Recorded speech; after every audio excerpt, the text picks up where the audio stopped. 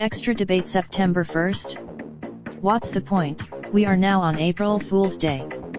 As is tradition, the September 1st rule is a key Eurovision rule. Any song that is precisely my issue.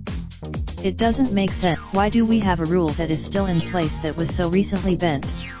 In June 2000, one could argue that announcing your song in June gives you an unfair advantage as it gains traction on the streaming and sales, but an increasing observation of mine over the past few years indicates that fans may grow tired of the song by August at least, but then again, the fans make up such a small amount of the general viewing population that it wouldn't matter that much to the one-time viewers in May anyway.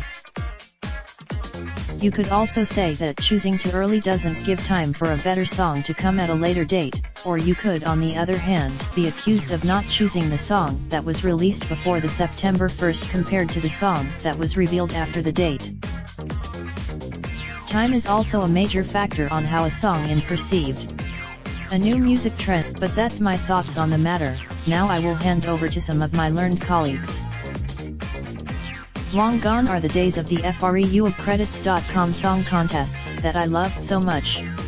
Each different contest. Nevertheless, the major difference between those glorious online song contests and fabulous songs released in June or whenever is the fact that these songs were released for the commercial market, not the song contest. If you were one of the people sending national final rejects, I feel for you.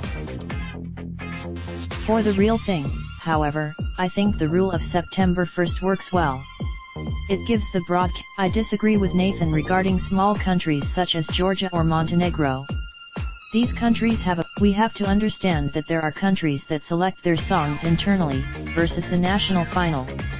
If the former is, besides, if a national selection is used to select the song, the organizers do indeed need some time to review the submissions and then plan the selection itself. Therefore, at the end of the day, the rule is there for a reason.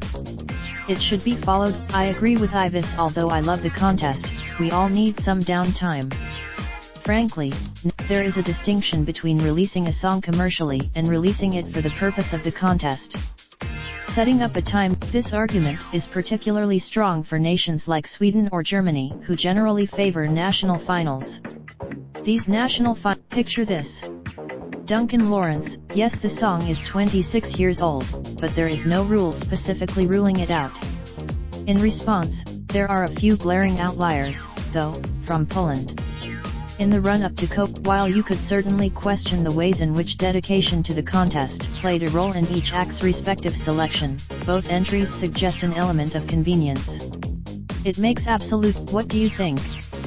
Shall this rule be Raindrop, drop top, smoking, no cooking the hot pot. Fucking on your bitch, yeah, that. Looking up, open the park pot.